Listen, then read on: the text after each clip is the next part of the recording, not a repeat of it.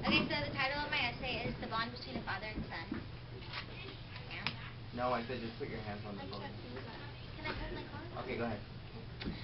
Then move it up if you're going to do it. Go ahead. Okay. Some bonds last a week, some a year, but others last a lifetime. The unbreakable bond between a father and a son is something that is like no other. Dads teach lessons and give advice that no one else could. A father is a son's best friend, and the comfort that is given from being side by side is extraordinary. Ellie and Shlomo were a great example when it comes to this kind of relationship. They would not give each other up for anything. The bond between Elazar and his father was different than most. Through the introduction to camp, through the sights they experienced, and the moments when Shlomo needed Ellie the most, they were inseparable. The first night of camp was the beginning and end of everything. Being sent here would cause a change in their bond, a change in the way they saw themselves, and a change in the way they saw the world. No one knew what was happening. They did not choose by their own free will to be a part of this, to be sent to Auschwitz. Ellie was taken from his mom, his sister, left with only one person, his dad. As stated in the novel, my hand tightened its grip on my father. All I could think of was not to lose him, not to remain alone. Page 30. That shows that in the darkest of nights, Ellie truly did need his father. Their hopes and strength in each other is what got him out alive. The sights that were experienced while at these camps have now scarred Elazar forever. From a boy being hung right in front of them, to watching each other get beat, seeing a pile of babies that were shot and killed, their lives at the concentration camps were a struggle. Lives were being stolen, one after another, and no one could help, no one could negotiate.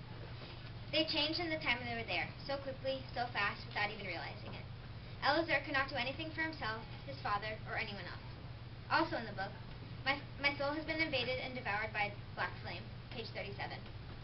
Their humanity was stolen from them. They needed each other to stay sane, to stay calm, and to stay alive. Their lives, dreams, hope, faith, and mortality were taken from right under their feet. As much as Ellie needed his father needed him. They sacrificed a lot to be with each other throughout the days at camp. In the book it states, "My father's presence was the only thing that stopped me. He was running next to me, out of breath, out of strength, desperate. I had no right to let myself die. What would he do without me?" Page 86 through 87. The idea of each other is what got him through the day. They had been hurt, physically and mentally, but they still continued to go on, continue to fight for themselves and for one another. They would grasp one another's hand, a sign to show that they were still alive and still together. In the book it says, "I tightened my grip on my father's hand, the old, familiar fear not to lose him." Page 104. Even though Elazar got older, he still needed his father. The existence of him was a necessity, as much as food, water, shelter, or clothes were. As the days got worse, he knew he was going to have to let his father go.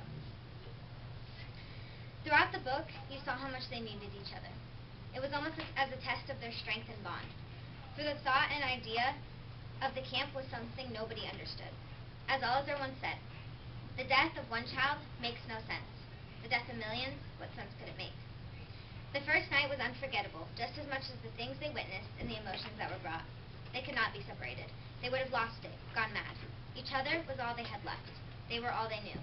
The Holocaust was a dark, endless night, and in the end, all that was left was ashes. Thank you.